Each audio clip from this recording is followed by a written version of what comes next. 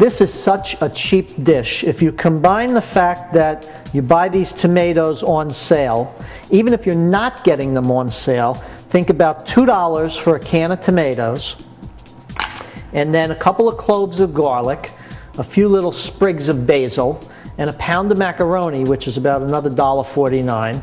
You've got a very, very cheap yet fresh meal that you'll be serving to your family. Okay, our third zucchini. Let's turn our bread over, nicely toasted. Now that our marinara sauce is simmering nicely, instead of taking the time to cut all of these tomatoes up, sometimes I take them out of the can, just pick them up, and break them up with my hands. Today, I'm going to use the trick that I've taught my wife, and that's a potato masher. That's why I was saying let it simmer a little bit to get them softened a little bit.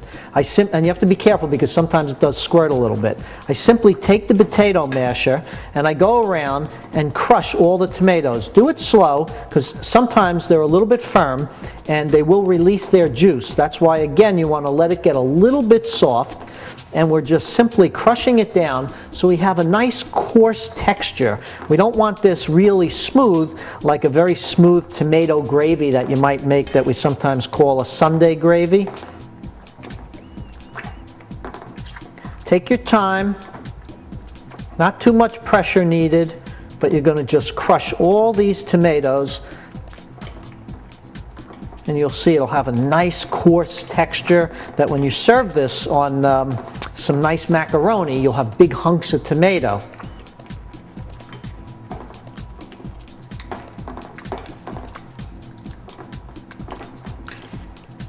Here we go. I think we're about good with this. Of course, if you like it finer, either break them up by hand beforehand or just continue to go around and crush them up. One piece off of there. Give it a nice little stir.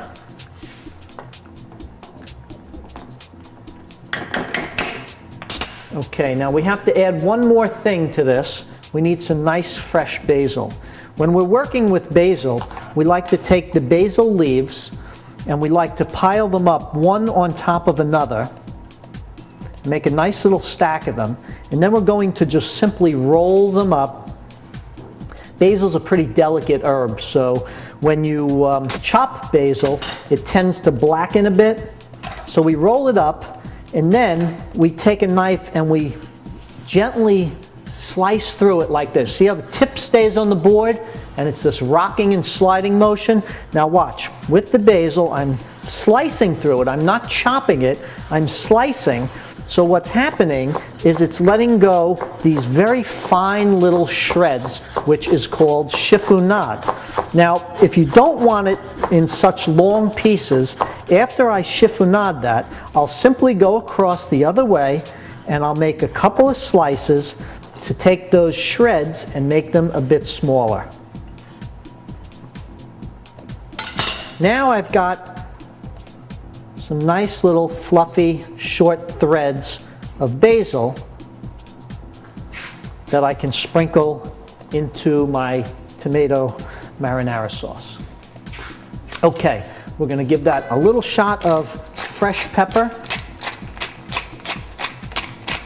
I'm going to hold back from putting any salt yet because this is going to reduce down. Check our bread. Perfect. I've shut our pan off so our bread can sit right there. And now I've got a little bit of fresh breadcrumbs here that I'm going to mix with some fresh grated cheese, a little pinch of salt, some pepper, and now I'm going to take a clove of garlic and I'm simply going to, with the tip of my knife, start to scrape away and make some little garlic paste.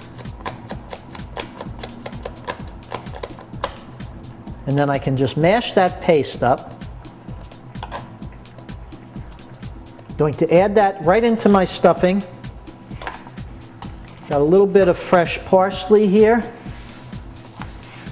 Just kind of rolling that up into a little pile. And then what I want to do is just coarsely chop that parsley to add it to my stuffing. Get that big stem out. If you notice, you're never hearing this. When they do that on television, they're making the knife dull, and every time they film another one of those cooking shows with the big networks, they get a brand new set of knives.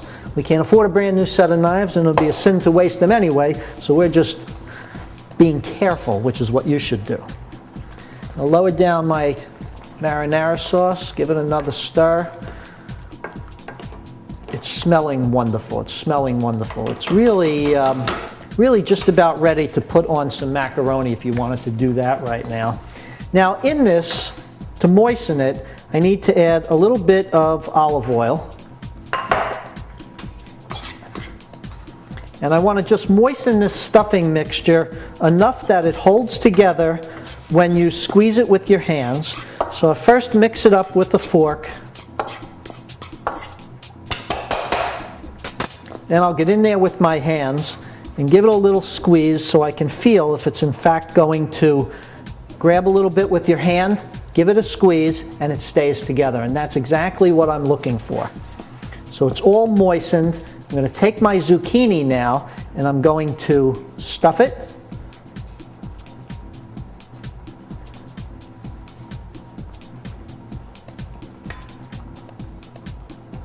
And as soon as each round is stuffed, I'm going to plop them down right into my marinara sauce. Sitting in this little restaurant, didn't even have a sign. It's on a little back street in Rome. And we're looking at the menu, and I'm remembering things I ate last time and wondering what else I can order. And all of a sudden, I see this come out, and that was it. I knew this is the one I had to have. And this was like an intermediary course.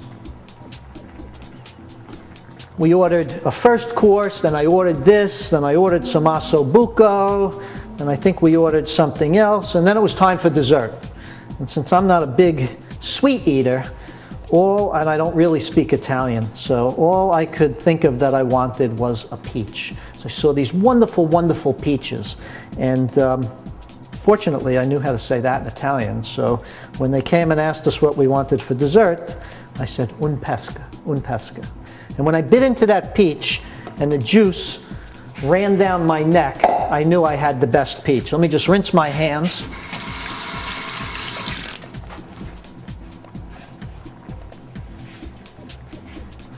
Quick little cleanup here. Start my own little garbage pile on the end. Okay, the next thing I want to do before I cover this is to add a couple of eggs. This is a dish known as eggs in purgatory. So what we're going to do, we're going to make a nice little depression of the heavy tomato sauce.